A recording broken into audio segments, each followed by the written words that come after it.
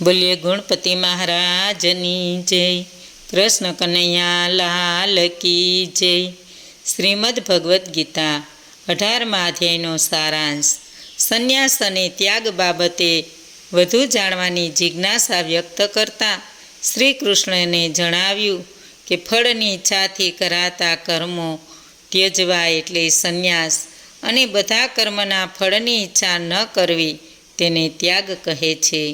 કેટલાક પંડિતોનું કહેવું છે કે કર્મ દોષયુક્ત છે, તેથી તેનો ત્યાગ કરવો જોઈએ, જ્યારે કેટલાકનું કહેવું છે કે યજ્ઞ, દાન, તપ એ બધા વિવેકીને સમજૂને પાવન કરનારા છે, તેથી તેનો ત્યાગ ન કરવો જોઈએ.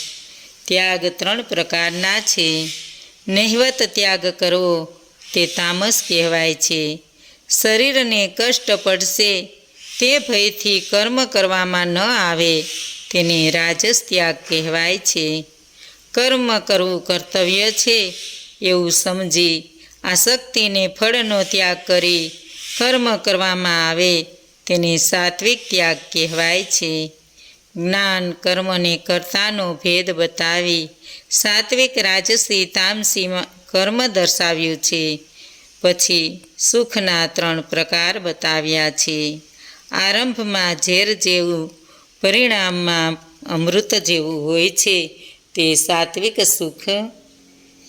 વિષયો તથા ઇન્દ્રિયોથી મળતું સુખ આરંભમાં અમૃત લાગે છે તે રાજસ સુખ. આળસને નિંદ્રાથી ઉપજેલું પણ પરિણામમાં ભમાવનારું સુખ તે તામસ કહેવાયેલું છે. સામ, દામ, તપ, પવિત્રતા અને જ્ઞાન એ બ્રાહ્મણના કર્મ. શૌર્ય, તેજ, ધીરજ, ચતુરાઈ, દાન એ ક્ષત્રિયના કર્મ. ખેતી, ગાયોની રક્ષા અને વેપાર એ વૈશ્યના કર્મ, ને સર્વ વર્ણોને તેમના કાર્યોમાં મદદગાર થવું એ શૂદ્રનું કર્મ છે. તું મન વડે સર્વ કર્મોને મારામાં અર્પણ કર. મારા પરાયણ થઈ સમભાવરૂપ બુદ્ધિ યોગનો આશ્રય કરી મારા ચિત્તવાળો થા.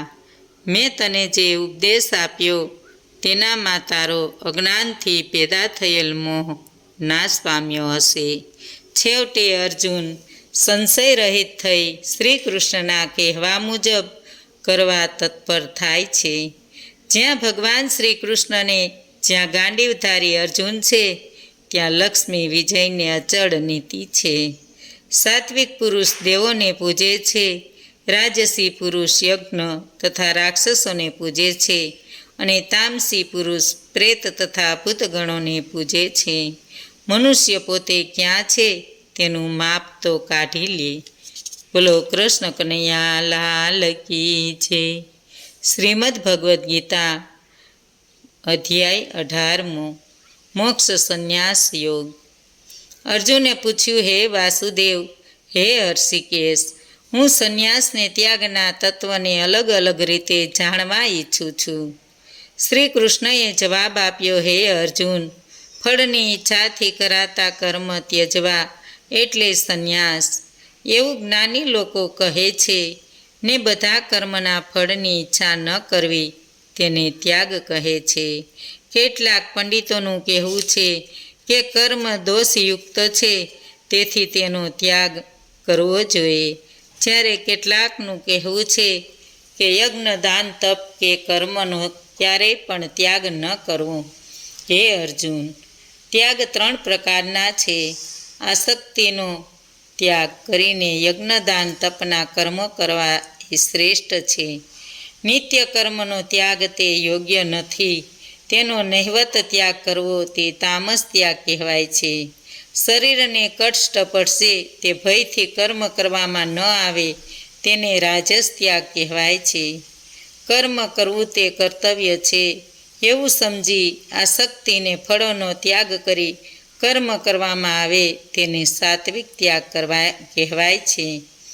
જે ફળની આશા રાખ્યા વગર કર્મ કરે છે તે સાચો ત્યાગી છે, કેમ કે તેને કર્મ ફળ ભોગવવા પડતા નથી. સાંખ્ય સિદ્ધાંતમાં સર્વ કર્મોની ઉત્પત્તિ માટેના 5 કારણો કહેલા છે. તે છે દેશ, કાળ, કર્તા, જુદા જુદા સાધન, જુદી જુદી ક્રિયાઓ ને દેવ, જેના અંતઃકરણમાં સહભાવ નથી ને જેની બુદ્ધિ કર્મમાં લેપાતી નથી, તે પાપથી બંધાતો નથી. કોઈ પણ કર્મ ઉત્પન્ન થવામાં જ્ઞાતા જ્ઞાનને શ્રેય હોય છે. આ ત્રણ કર્મના પ્રેરક છે. ઇન્દ્રિય, કર્મને કરતા આ ત્રણ ક્રિયાના આશ્રય છે. જ્ઞાન કર્મને કરતા આ ગુણોના ભેદથી ત્રણ પ્રકાર કહેલ છે.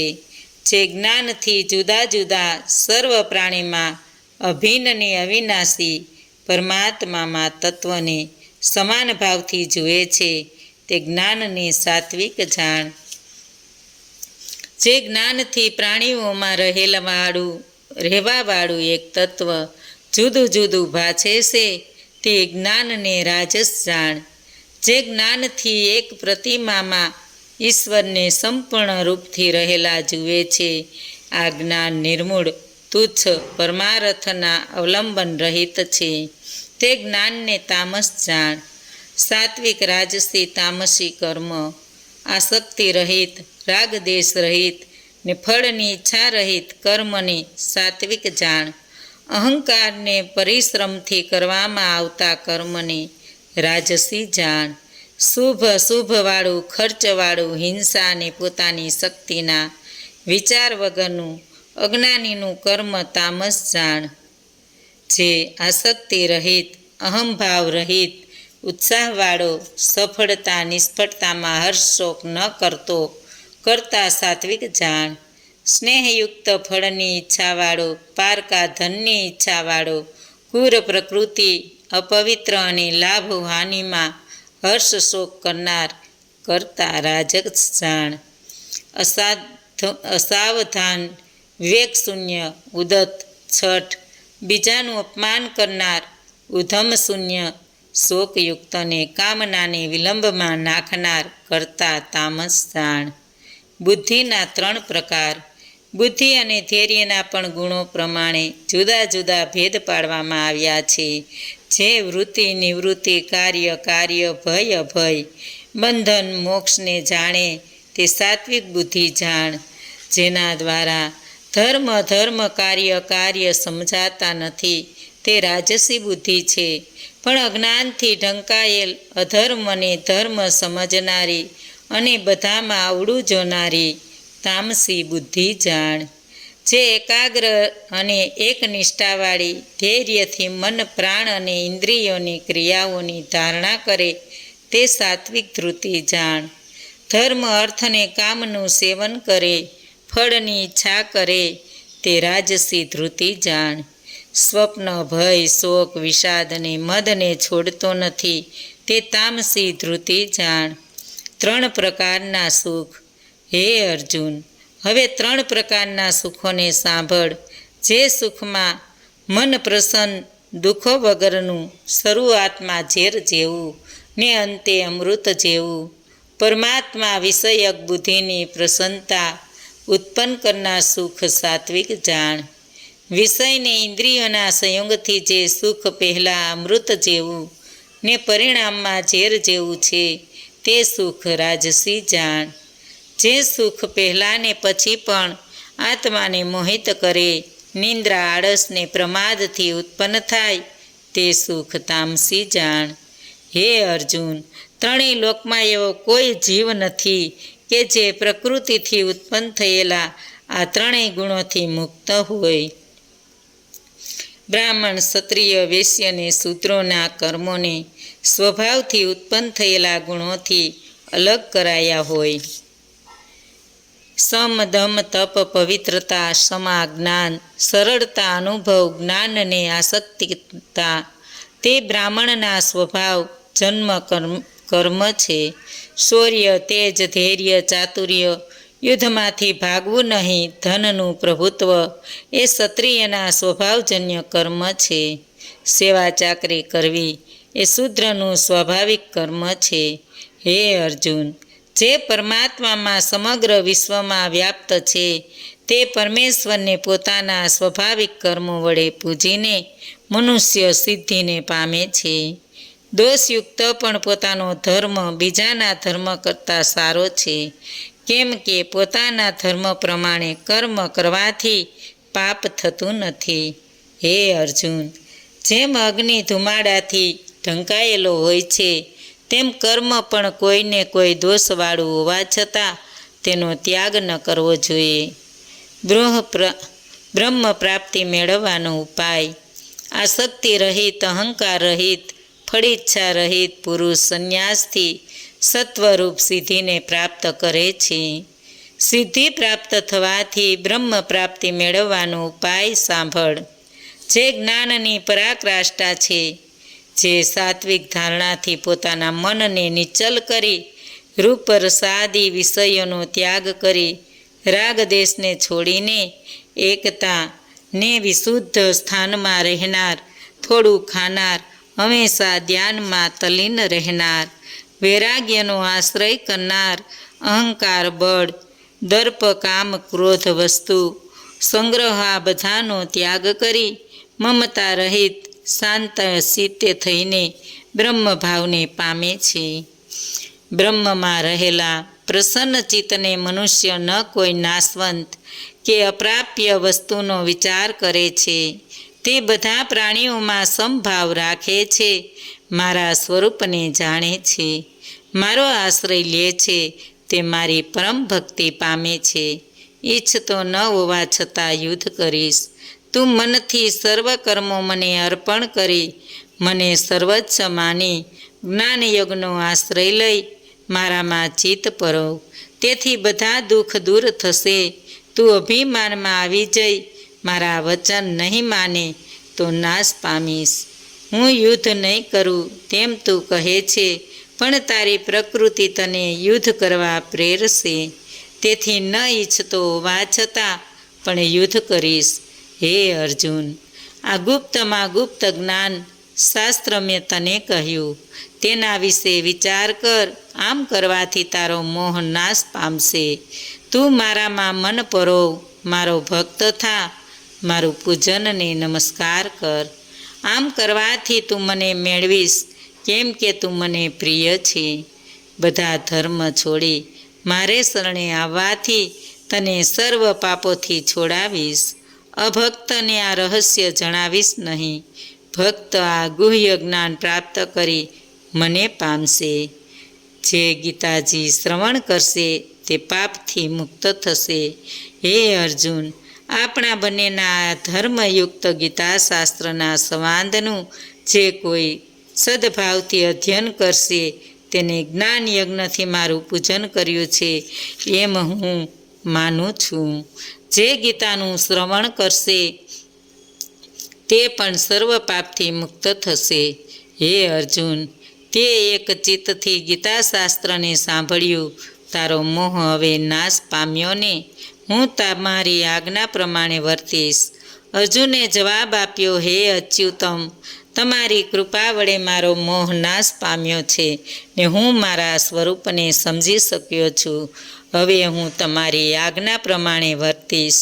આ સમયે સંજયે ધૃતરાષ્ટ્રને કહેવા લાગ્યો, હે રાજન, શ્રી કૃષ્ણ અને અર્જુન વચ્ચેના સંવાદને શ્રી વ્યાસજીની કૃપાથી મેં સાંભળ્યો છે. આ સંવાદને સંભાળીને હું વારંવાર હર્ષ પામું છું. હે રાજન, પાંડવોના પક્ષમાં યોગેશ્વર શ્રી કૃષ્ણ અને ગાંડીવધારી અર્જુન છે, ત્યાં જ રાજલક્ષ્મી, વિજયલક્ષ્મી વિભૂતિઓ નિશ્ચિત રૂપથી નીતિ છે. આ મારો મત છે. ઇતિ શ્રીમદ ભગવદ્ ગીતામાં શ્રી કૃષ્ણ અર્જુન વચ્ચે થયેલ સંવાદમાં મોક્ષ જ્ઞાનયોગ નામનો 18મો અધ્યાય સંપૂર્ણ. બોલો કૃષ્ણ કનૈયા લાલ કી જય. 18મા અધ્યાયનું માયતમ ફળ.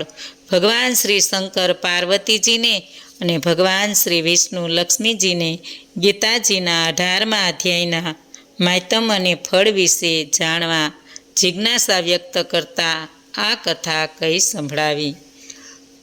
એક વખત સ્વર્ગલોકમાં ઇન્દ્ર રાજા દેવોની સભા ભરી વાર્તાલાપ કરી રહ્યા હતા. એવામાં શ્રી વિષ્ણુનો એક પાર્ષદ ત્યાં આવ્યો ને પોતાની સાથે 1000 આંખોવાળા પુરુષને લઈને આવ્યો હતો. ઇન્દ્રએ આ જોયું ને આશ્રય પામ્યો. તેને કંઈક ગભરામણ થઈ અને તે વાતો કરતો કરતો નીચે ઢળી પડ્યો. વિષ્ણુના પાર્ષદોએ આ નવા આવેલા પુરુષને ઇન્દ્રના સિંહાસન પર બેસાડ્યો.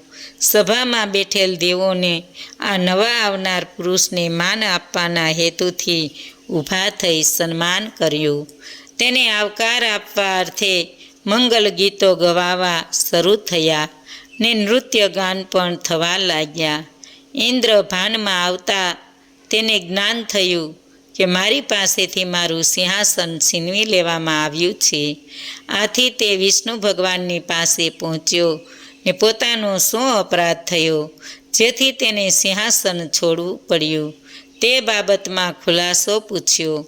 આથી વિષ્ણુ ભગવાને કહ્યું કે આ પુરુષ ગીતાજીના 18મા અધ્યાયનો રોજ નિયમિતપણે શ્રદ્ધાપૂર્વક પાઠ કરતો હતો. તેના પુણ્ય બળે તે 1000 આંખો ધરાવતો થયો. તે ઉપરાંત તેનું પુણ્ય બળ વધતા તે તમારા સિંહાસનનો અધિકારી થયો. જો તમે પણ આમ શ્રદ્ધાપૂર્વક ગીતાજીના 18મા અધ્યાયનો પાઠ કરતા રહેશો તો તમે પણ તેના પુણ્ય બળે પાછા સિંહાસને આવી શકશો. આથી ઇન્દ્ર ગોદાવરી નદી કાંઠે જઈ શ્રદ્ધાપૂર્વક ગીતાજીના 18મા અધ્યાયનો જપ પાઠ કરવા લાગ્યો.